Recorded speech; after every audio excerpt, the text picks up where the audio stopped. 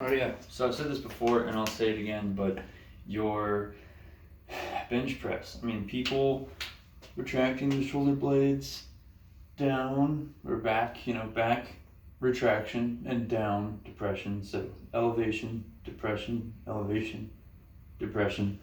What that does, if you watch my chest, is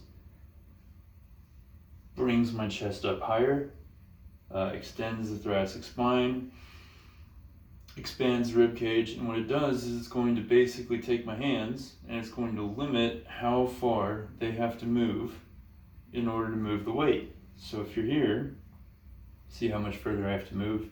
I mean, see how much my arm I'm covering up here?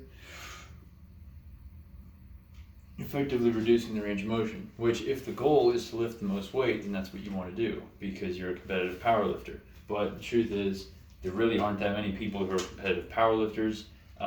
Everybody just sees them doing this stuff and thinks that it's what you're supposed to do. Meanwhile, the scapula, right, and it's a bone, it's a muscle, it's surrounded by muscle and connective tissue, it's a joint, it's connected to other things. Your shoulder is a joint, which is only healthy as much, insofar as it can move.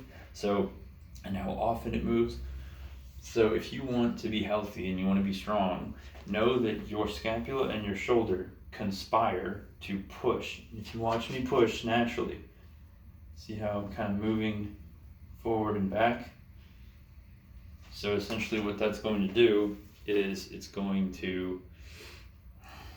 just basically recruiting more musculature to help you push. So you get a lot of muscle in and around the pec. You get more tissue to help you push. And same thing when you pull. If you've ever done rows or pull-ups, try arching your spine and pulling the elbow back, and you'll feel more in your lats and you'll feel more of your back work because your scapula need to move with the movement. So when you bench press, you're locked here.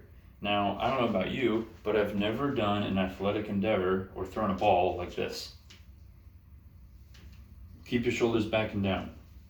I look like a fucking T-Rex playing baseball. Or football. So here's the point. If you want health, longevity, general strength, non-specific to the sport of powerlifting, you want to improve athletic performance, I feel like the bench press is a poor choice. I really do. I think bench press just doesn't make sense for those things. If you're a competitive powerlifter, definitely bench press because that's your sport and you have to law specificity. You have to do what you want to do.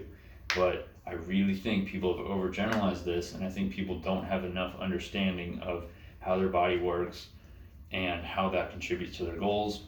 People wonder why lifting makes them stiff. It's not really that weights make you stiff, it's just you're probably not using that much range of motion, and then your shoulder stops moving, you get frozen shoulder, you get whatever, because your shoulder doesn't rotate, because you don't use these ranges. Nobody does dips like down where their nose is below their hands and shit. So yeah, use full range of motion, move often.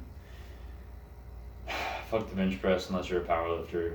And yeah, if you enjoy it, caveat, if you enjoy benching, bench. Like, what the fuck, why would you listen to me tell you to stop benching if you enjoy it or if you're a powerlifter? But otherwise, yeah, there's cooler stuff to do. Try sandbags, try something else.